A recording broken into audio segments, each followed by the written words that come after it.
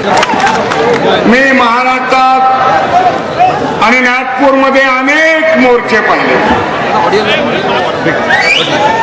परंतु एवढा अभूतपूर्व मोर्चा मी पाहिलेला नाही। या मोर्चाला छावणीचं रूप आलंय। मला कळलं 20,000 पोलीस या मोर्चाच्या दिमतीला असं मला फडणवीस सांगत होते।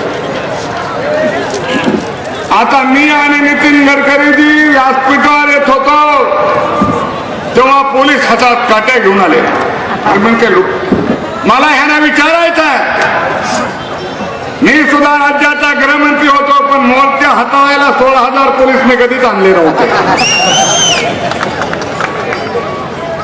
मी सांगतो पोलिसांना, एकही माणूस उठणार नाही, अटक झाल्याशिवाय घरी जाणार नाही।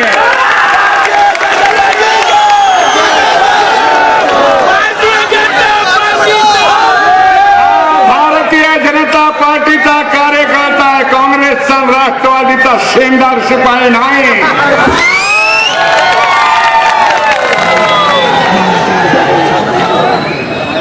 ज्याला कुणाला घरी जायचंय त्यांनी आता उठून जावं। जायचंय का कुणाला?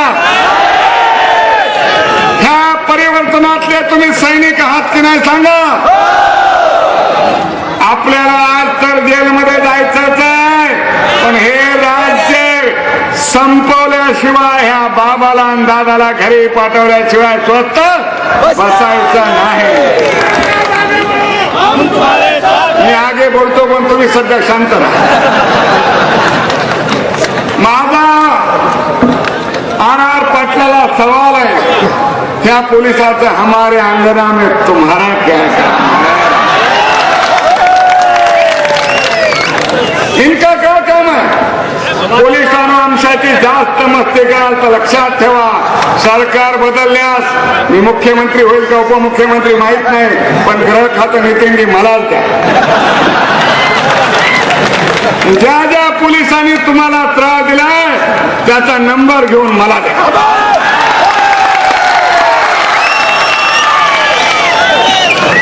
नंबर देऊ तुम्हाला।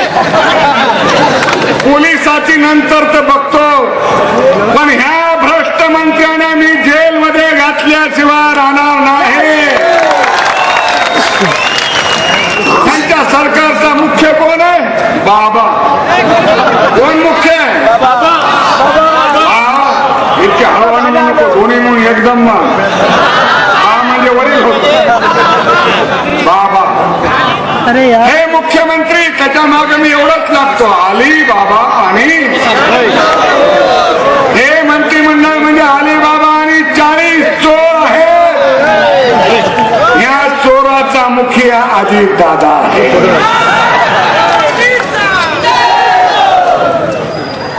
आणि म्हणून याद राखा,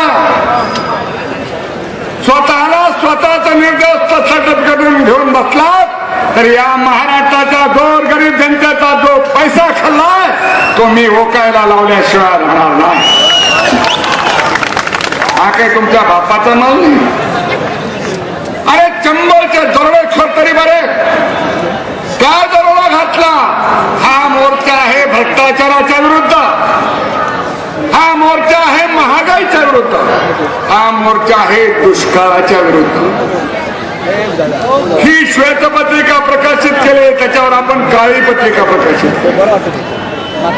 ह्या श्वेतपत्रिकेमध्ये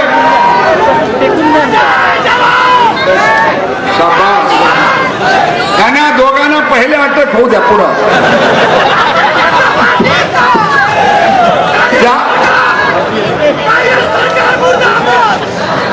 मी सरकारला सांगितलंय, पोलिसांनाही सांगितलंय, आम्ही अटक झाल्याशिवाय जाणार नाही। नितीनजी, तुम्हाला किती दूरदृष्टी हो। इथं लोकांना भाजपचा मोर्चा 2012 साली निघाल, त्याला जागा कमी पडेल म्हणूनच तुम्ही हा पूल बांधला, हे आता मला समजलं।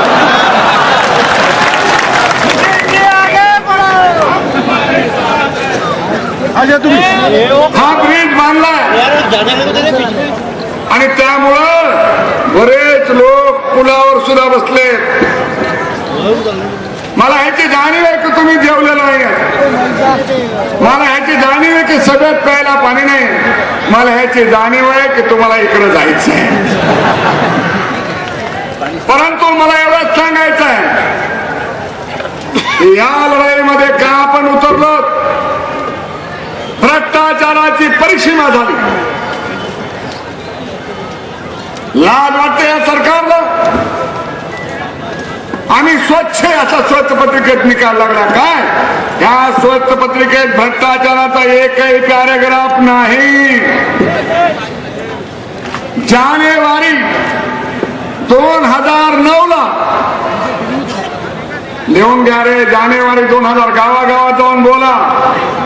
माझं एकच सांगणं ऐकाल का तुम्ही? कोण कोण माझा ऐकाल हात वर करा. कोण कोण गावात गेल्यानंतर गावच्या मुख्य चौकात ह्या श्वेतपत्रिकेची होळी करणार का नाही तुम्ही? ही श्वेतपत्रिका नाही. आणि म्हणून या श्वेतपत्रिकेत लिहिलंय जानेवारी 2009 साली प्रकल्पाची किंमत 1400 कोटी होती. आणि ऑगस्ट मध्ये, जानेवारी आणि ऑगस्ट किती महिने झाले रे? कोणी गणिताचं असेल तर मोज बरं. 8 महिने, 5 महिन्यात काही रिझल्ट येते का रे? निदान 9 महिने तरी वाट बघायला लागते ना. हे सरकार आहे, वाट तर बघायला सोडत. हे 12 वर्ष झालेत, पण महागाई कमी नाही, भ्रष्टाचार कमी नाही आणि दुष्काळाला मदत नाही. अहो 9 महिने काय, 12 वर्ष झाले, परिणाम तर काही नाही. साधी ओकारी सुद्धा नाही काही वेळ गुण वाढ. हे सरकार वांस आहे.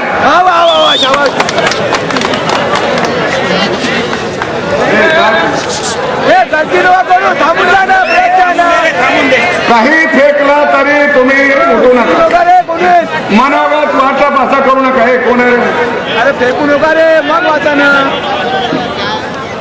मी सांगत होतो जानेवारी मध्ये 2009 मध्ये 1400 कोटी रुपयाच्या प्रकल्पाची किंमत 10,000 कोटी झाली.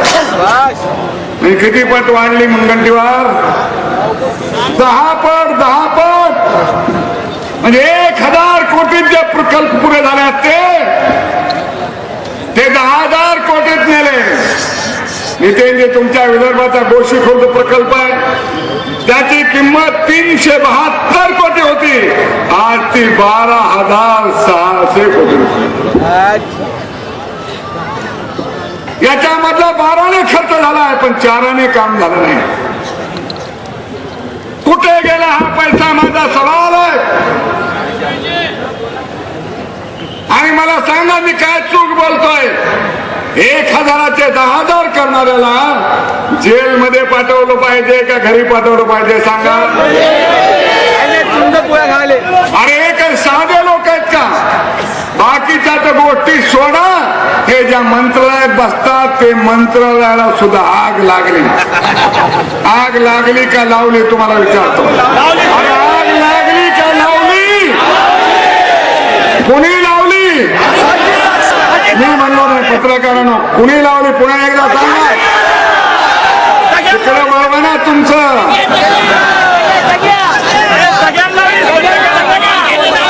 आग कुणी लावली? कशासाठी लावली? भ्रष्टाचार दाबून टाकण्यासाठी.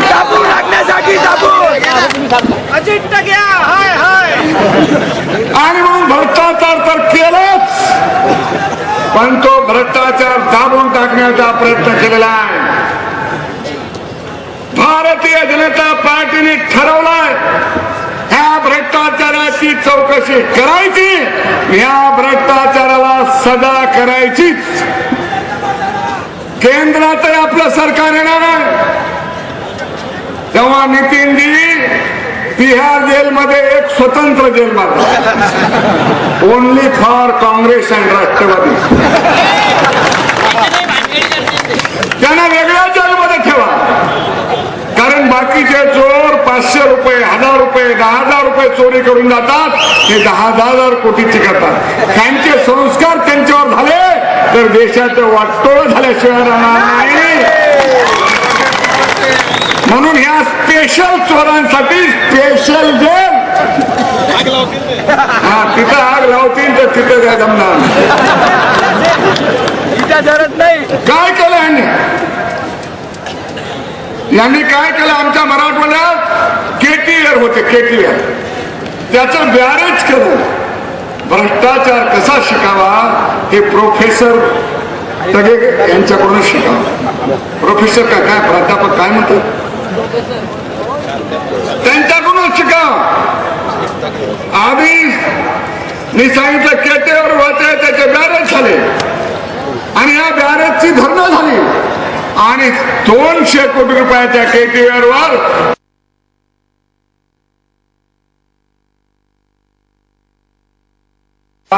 हे प्रोफेसर तगे यांच्याकडून शिकावं. प्रोफेसर काय प्राध्यापक काय म्हणतात त्यांच्याकडून शिकावं. आधी मी सांगितलं केटीआर होते, त्याचे बॅरेज झाले आणि या बॅरेजची धरणं झाली आणि 200 कोटी रुपयाच्या केटीआर वर 2500 कोटी रुपये खर्च झाले तरी अजून काम पूर्ण झालं नाही. हे भस्मासुराची औलाद आहे. त्यांना काही फस्त करता येतं. एवढा पैसा याने खाल्ला तरी अजून त्यांना म्हणतात मी मिस्टर क्लीन आहे. आणून हे भ्रष्टाचार केव्हा नाही.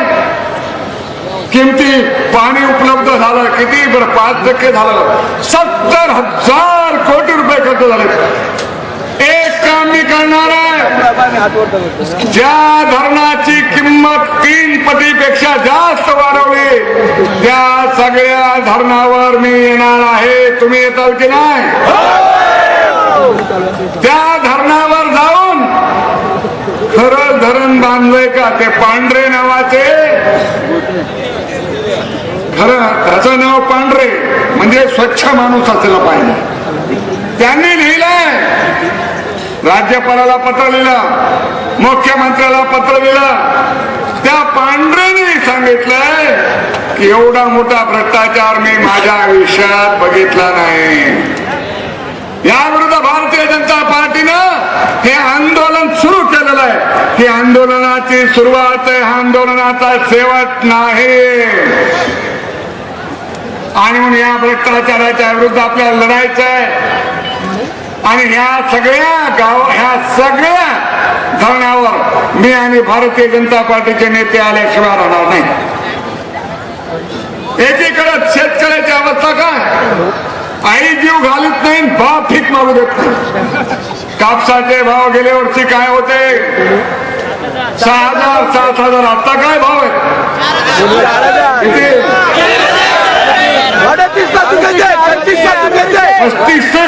3600 रुपये, 3400, 36 पासून तर 34 पासून तर 49 पर्यंत आखरी आहे आणि अंदाज गेला 100 मारतो.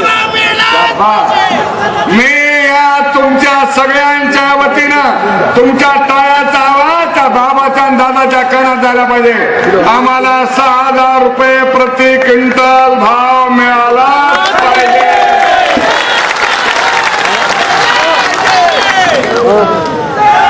मिळत कसा नाही. सरकार एकनाथाला विनोद म्हणत होते की आम्ही कसा द्यावा. अरे कळत नसेल ते बाजूला व्हा. आम्ही सत्य घेतो 6,000 रुपये भाव देऊन दाखवतो. गेल्या वर्षी कापसाच्या 8 वेचण्या झाल्या, यंदा 2. गेल्या वर्षी कापसाच्या 1 किलोला किती रुपये द्यावे लागत होते? 5. यंदा ही हालत आहे शेतकरी. वेचणीला सुद्धा कापूस पुरत नाही. मग घरी जाऊन तरी काय करायचं? जेलमध्ये तरी आहे तर काऊन यांच्या बापाचं. कापसाला भाव कसा द्यावा एक साधी गोष्ट आहे. महाराष्ट्रात कापूस एकाधिकार योजना आहे. खडसे साहेब, एकनाथराव, फडणवीस, भाऊसाहेब, उद्या आपल्याला भ्रष्टाचाराचा विषय मांडायचा आहे, पण या विधानसभेत कापसाचा एकाधिकार पुन्हा सुरू करा. आणि सरकारने आम्ही दिला नव्हता का? आम्ही दिला होता कापसाचा भाव, आम्ही किंमत 1600 होते, पण आम्ही 2300 रुपये दिला. आम्हाला 3000 कोटी रुपये तोटा आला, तरी शेतकऱ्याला भाव दिला. मंत्र्याच्या घरात पैसे गेल्याशिवाय पेक्षा तुमच्या खिशात आलेले बरे की नाही? सोयाबीनचे भाव कोसळले, काय करा? सोयाबीनच्या गावात यासाठी कोसळले की तेलाच्या किमती इम्पोर्ट आपल्याला आयात करतो, त्या आयात शुल्क शून्य केलं म्हणून सोयाबीनचे भाव उतरले. सोयाबीनला सुद्धा 4500 रुपये भाव पाहिजे, माझ्या आधीच्या वक्त्याने मान्य केली. आणि आपलं धान आंध्रात तर तुम्हाला माहित आहे, शेतकऱ्यांनी शेती पिकवण्यालाच हॉलिडे घेतलाय, 1 इयर हॉलिडे. कारण पिकून परवडत नाही, त्याच्यापेक्षा शेती रिकामी ठेवू. आणि मग सोयाबीनला किती भाव पाहिजे म्हणून सोयाबीनला 5000. तुम्ही 4000 एकदम आपलं सरकार येणार काही शिल्लक ठेवा ना तेव्हा. तर सोयाबीनला भाव, कापसाला भाव, ह्यासाठी आपला मोर्चा.